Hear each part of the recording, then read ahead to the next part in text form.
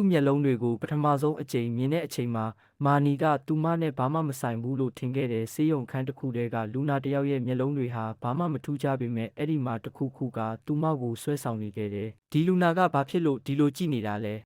မာနီကသူ့ရဲ့ဆရာဝန်ဖြူစင်တဲ့အဖြူရောင်ဝတ်စုံကိုညှက်ပြီးစဉ်းစားမိတယ်ဒေါက်တာမာနီဒီလူနာကမှတ်ဉာဏ်ဆိုင်ရာပြဿနာရှိတယ်သူ့နာမည်တောင်မမှတ်မိတော့ဘူးသူ့ရဲ့လက်ထောက်ကပြောလိုက်တယ်မာနီကသူ့ရဲ့မျက်လုံးတွေကိုနောက်တစ်ကြိမ်စိုက်ကြည့်မိတဲ့သူ့မျက်လုံးထဲမှာကြောက်စရာကောင်းတဲ့အနက်ရောင်အရေးတစ်ခုကိုသူမတွေ့လိုက်ရတယ်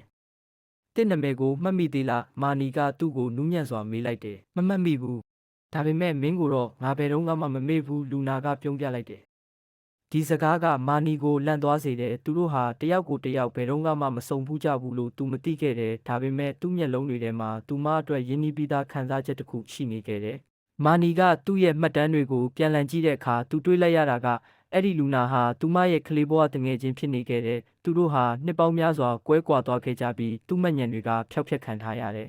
။ငါတို့ဘယ်တော့မှတွေ့ဘူးတာလဲလူနာကမေးလိုက်တယ်။မာနီကသူ့လက်ကိုစုပ်ကင်ပြီးပြုံးလိုက်တဲ့အတိတ်ကဘာမှအရေးမကြီးတော့ဘူး။အခုကစပြီးငါတို့ပြန်စမယ်။သူ့မျက်လုံးတွေထဲကလှုပ်ဝက်ချက်ဟာအတိတ်ရဲ့နာကျင်မှုတွေပျော်ရွှင်မှုတွေနဲ့ပြည့်နှက်နေပေမဲ့မာနီကအခုချိန်မှာသူတို့အတူတူဖန်တီးမဲ့အနာဂတ်ကိုပဲကြည့်နေခဲ့တယ်။မျက်လုံးတွေကဘယ်တော့မှမလိမ်ဘူး။သူတို့ကချစ်ချင်းမေတ္တာရဲ့အစစ်အမှန်ကိုဖော်ပြနေတယ်။